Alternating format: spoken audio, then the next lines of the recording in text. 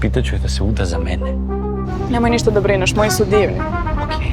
I jednostavni ljudi. Šta se tereš? Niko nije iz Beograda!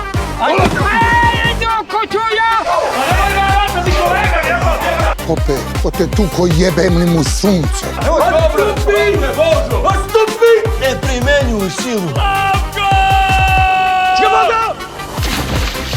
Isto mogu mama i tata da te zajebu, to ne može niko. Eder! Sunce.